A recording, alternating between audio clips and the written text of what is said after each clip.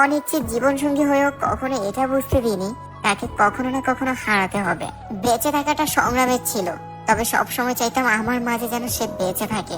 সে যে চাইতো না এটা বুঝিনি। এক বোনের আর্তনাদের কণ্ঠ আমার ইনবক্স থেকে শুনতে পাই। মেয়েটা ছিল ফারজানা, বাসা নোয়াখালী, অনলাইনের পরিচয় বাপ্পি নামের এক ভণ্ড ফরেস্ট গার্ড ছেলে, বাসা ফেনী। সম্পর্কটা শুরু হয় আজ থেকে প্রায় 5.5 বছর আগে।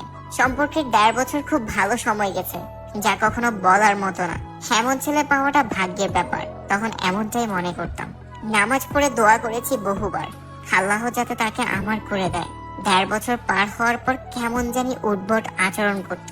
অনেকবার জানতে চাইছি, বলতে চাইতো না। আমি জোর করাতে একদিন বলে উঠলো তার নাকি ক্যান্সার।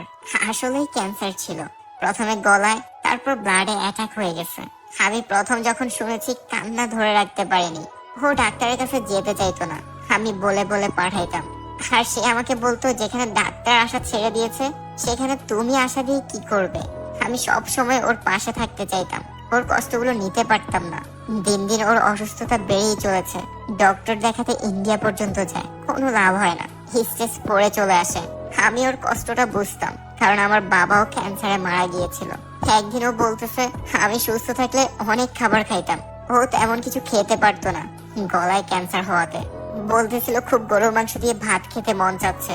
আমি এই 4 বছর কখনো গরুর মাংস ঠিকভাবে খেতেই পারতাম না। খেতে নিলে ওর কথা মনে পড়তো।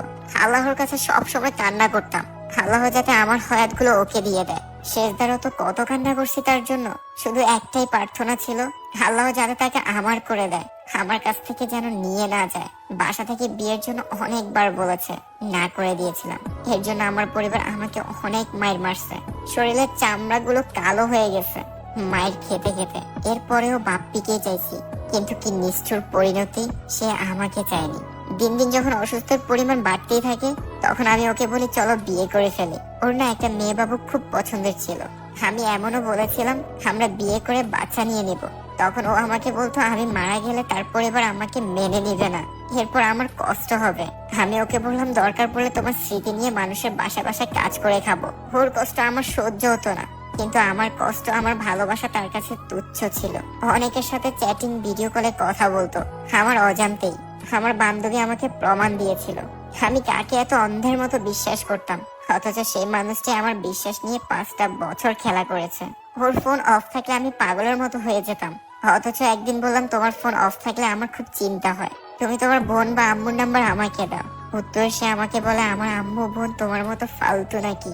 আমার ভালোবাসা তার কাছে তুচ্ছ ছিল। 2024 রমজান মাসে 25 দিনের মতো ওর সাথে আমার কোনো কন্ট্যাক্ট হয়নি। ওর ফোন বন্ধ ছিল, আমি কোনোভাবে কন্ট্যাক্ট করতে পারছিলাম না। কিছু না ভেবে তার বাসা চলে আসে, আর সে সময়টা আমার জীবনের সেরা সারপ্রাইজ হয়ে আসে। ওর বাসার নিচে এসে শুনি সে নাকি বিয়ে করেছে, তাও জানুয়ারি 17 তারিখ, যেটা আমি জানতামও না।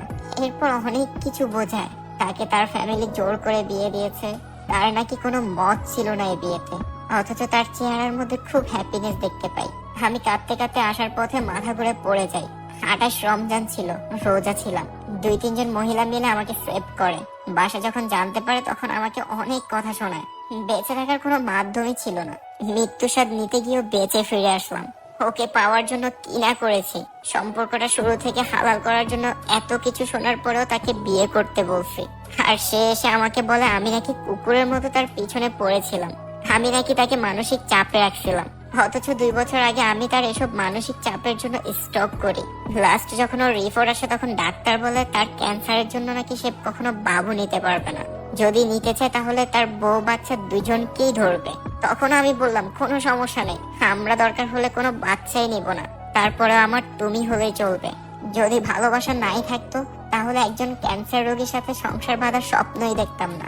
অথচ সে আমাকে বিন্দু পরিমাণও চায়নি, তার জন্য আজ আমি ফ্যামিলির বাইরে, আমি কারোর সাথে কন্ট্যাক্ট রাখিনি, সবার থেকে দূরে চলে আসছি। কষ্টটা নিয়ে না হয় বাকি জীবন বেঁচে থাকি, তুমি কাঁদবে, আমার প্রতিটি চোখের পানি হিসাব তোমাকে দিতে হবে, হয়তো দুনিয়াতে, না হয় হাসরে। কখনো মাফ করব না তোমাকে। আমার ভালোবাসাটা তো সত্য ছিল, তবে তোমার অসুস্থ ক্যান্সারের মতো তোমার ভালোবাসাটাও আমাকে দিন দিন গিলে খেলো।